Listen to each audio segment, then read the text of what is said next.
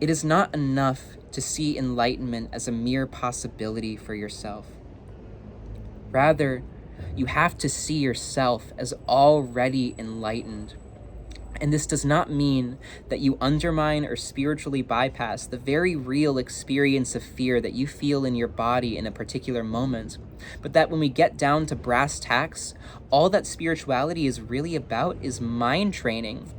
Because all throughout your body, particularly concentrated in your forehead, your solar plexus, and your gut, you house a series of interconnected neurons, emotional tripwires, so to speak, which reflect beliefs in limitation, in lack, in unworthiness, and ultimately the fundamental delusion of separation, which is the true essence of all the suffering that you experience. And the way that you overcome your suffering is not by seeing your suffering as something that you need to overcome through a convoluted series of spiritual efforts, but by seeing that your suffering really isn't suffering at all. Your suffering is simply a belief that you have been feeding and reinforcing with your attention. Seeing your suffering as the natural product of the schism that you have created between yourself and yourself, between yourself and the enlightenment state. And the real way that you overcome suffering is not by forcing yourself to meditate the suffering away, but by simply loving yourself. And what do I mean by this? Of course, love yourself in the conventional sense, but also look at all the little minutiae of your experience which don't reflect self-love.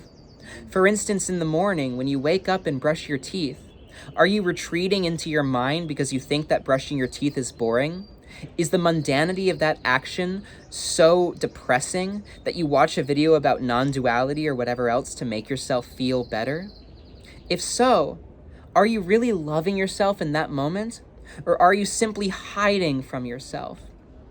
Likewise, if you find yourself not channeling love into that experience, if you find yourself continuously watching the video or retreating to your mind or whatever, are you beating yourself up for doing that?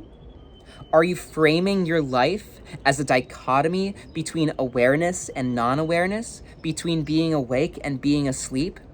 Are you seeing spiritual practice as something that you have to do to be worthy of being who you are? Or are you seeing spiritual practice as a self-renewing effort of love that you can return to whenever you want? Loving yourself is not simply about ends. It's not simply about trying to love yourself so that you can eventually feel happy. But it's about loving yourself with complete abandon, regardless of what your mind or your body might say in response to that love, and regardless of how irrational it may feel. Because ultimately, the practice of loving yourself becomes self-sustaining. At first, loving yourself feels difficult. It feels like you have to trudge through this emotional mud just to give yourself love. It feels like an immense effort to do this, an irrational one at that, especially as your mind starts nabbing like a dog at you for doing this. But the more that you love yourself, quite literally what happens, my friends, is that all of these little connections of separation, all of these emotional tripwires in the body and in the mind, they get pruned by this love. They get erased, vanished by the transmutative effort which self-love fulfills in your body and in your mind. It becomes less and less possible to do anything but love yourself because you become more and more innocent inside. Simply through a stripping away, a release of all of these stories that have held you tight in this mental straitjacket for so long. It becomes a spiral of ascension, where the very effort to love yourself becomes the fuel and the product of your spiritual practice. It's really perpetual motion when you think about it. And this is what the Taoists meant by Wu Wei, doing by not doing. In non-dual circles, it's very popular to talk about this idea of there being no self, right? There is no individual doer. And as such, we need to surrender our personal human sense of will to some higher force of creation which wants to move through us. And even though that is metaphysically accurate, it feels very abstract to a body and a mind that is still resistant to loving itself completely. And so that's why I just distill it all down to loving yourself. Because when you love yourself, you experience your life without agenda.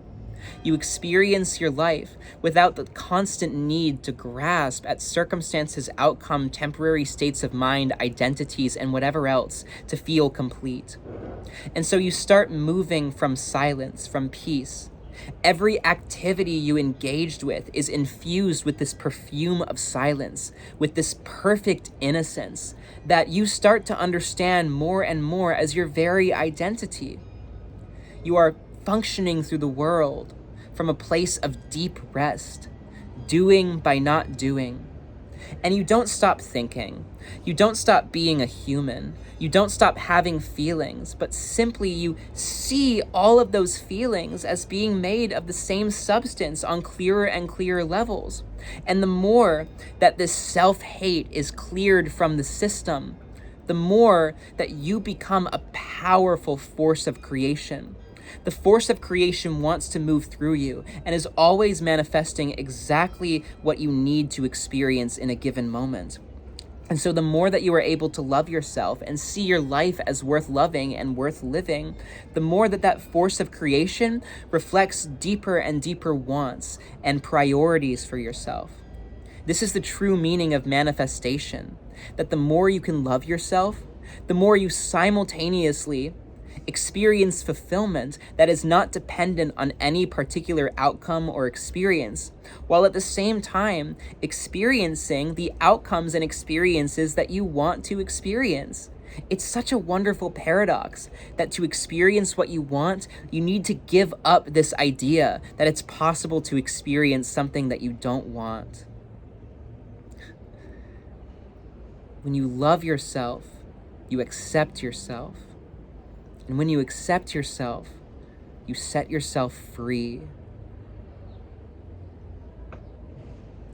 I have a website, truthineverything.org. I do one-on-one calls and a bunch of other stuff. My friends, my gratitude for you is beyond words. All I can say is thank you. Thank you.